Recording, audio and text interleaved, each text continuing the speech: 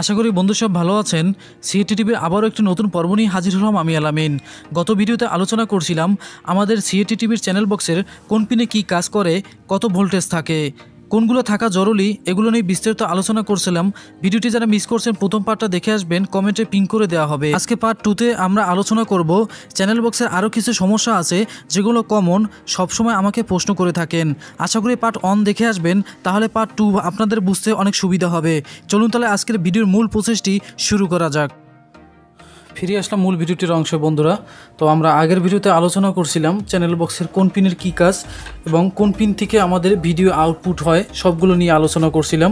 তো আশা করি সেই ভিডিওটি দেখে আসবেন, কারণ এখন আর বলা সম্ভব না, কারণ তাহলে ভিডিওটি অনেক বড় হয়ে যাবে। তো আমাদের সেই ভিডিওটা আমরা কমেন্টের প্রথমে পিন করে দেব, সেটা আপনারা দেখে আসবেন।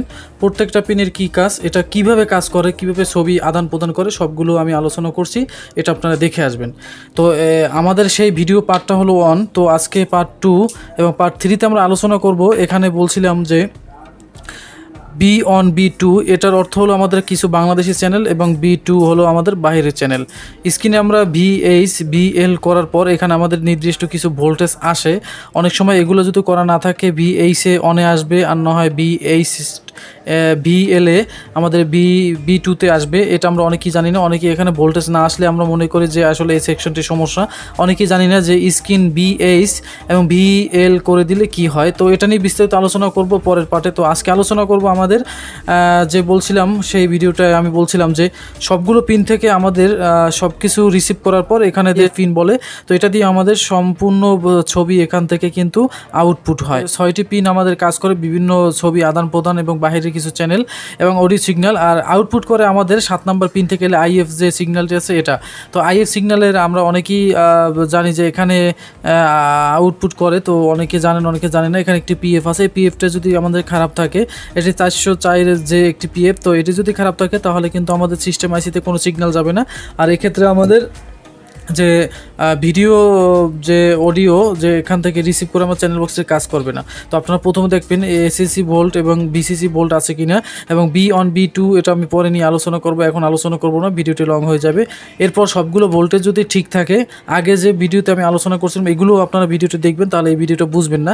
সেই ভিডিওটা দেখে আসবেন, কমেন্টে দিয়ে দেবো, এটা দেখলে তাহলে আপনারা বুঝবেন। তো সবগুলো যদি ঠিক থাকে তাহলে আমাদের 7 নম্বর পিন থেকে IF সিগন্যাল এখান থেকে আউট হয়। তাই আউট হওয়ার পর এখান থেকে দেখতে পাচ্ছেন এখানে আসার পর একটি ট্রানজিস্টর আছে, এখানে একটি ট্রানজিস্টর। তো ট্রানজিস্টর মাধ্যমে আমাদের শো ফিল্টার আসে। তো শো ফিল্টারের পর আমাদের কিছু নির্দিষ্ট পিনে আমাদের জঙ্গল আইসি যে নির্দিষ্ট পিনে এখানে কিন্তু আমাদের চলে যায়, তখনই কিন্তু আমরা ভিডিও দেখতে পাই।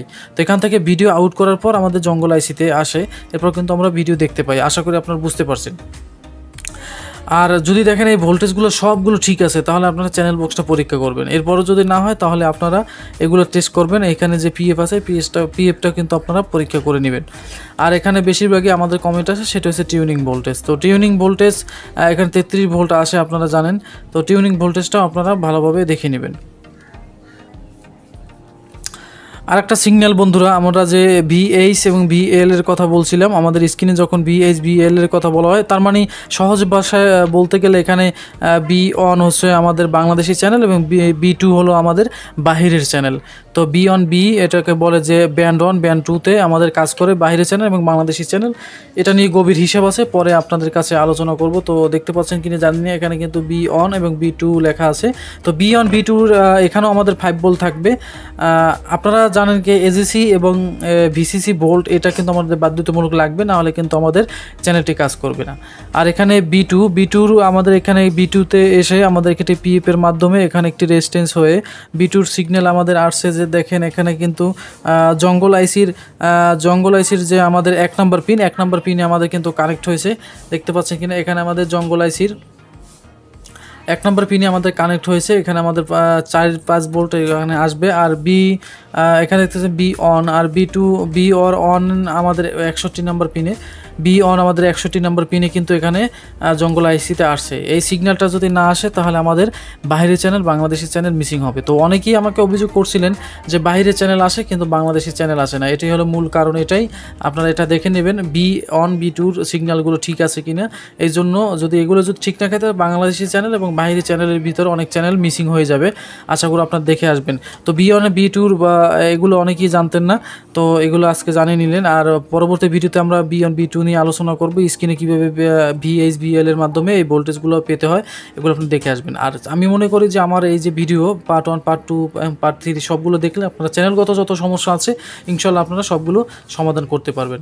আর যেটি একটি কমন সমস্যা সেটি হলো সবচাইতে কমন সমস্যা ভিউয়ার্স,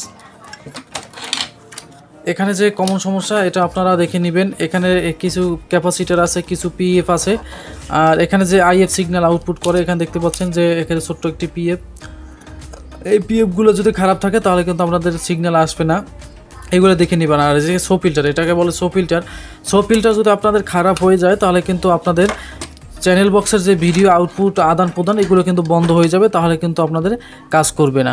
আশা করি এগুলো দেখে নেবেন। আর এই প্রত্যেকটা সিগন্যাল যদি আমাদের জঙ্গল আইসিতে না আসে তাহলে কিন্তু এই সমস্যাটি আমাদের দেখা দিবে। তো ভিউয়ার্স আজকে সংক্ষেপে আলোচনা করলাম, তো এগুলো আপনারা দেখে নেবেন পার্ট 1, আর এই পার্ট 2টা ভালো মতো আপনারা না টেনে দেখে নেবেন। আর পরবর্তীতে আমরা নতুন সার্কিট কিভাবে লাগাতে হয় অনেকেই আপনারা জানেন না, সঠিক নিয়মে কিভাবে লাগাতে হয় সামনে একটি ভিডিও আসবে। আর পার্ট 3তে আমাদের আলোচনা করা হবে যে এটি বি অন বি টু এটা কীভাবে ভোল্টেজ আমাদের দেখতে হয়, এখানে ভোল্টেজ কিভাবে চেক করতে হয়, মিটার দিয়ে কিভাবে ভোল্টেজ আনতে হয়, এগুলো আপনাদের দেখাবো স্ক্রিনে পরবর্তী ভিডিওতে। আজকে এই পর্যন্ত দেখাবো নতুন একটি ভিডিওতে। এতক্ষণ কষ্ট করে দেখার জন্য অসংখ্য ধন্যবাদ। ভালো থাকবেন। আল্লাহ হাফেজ।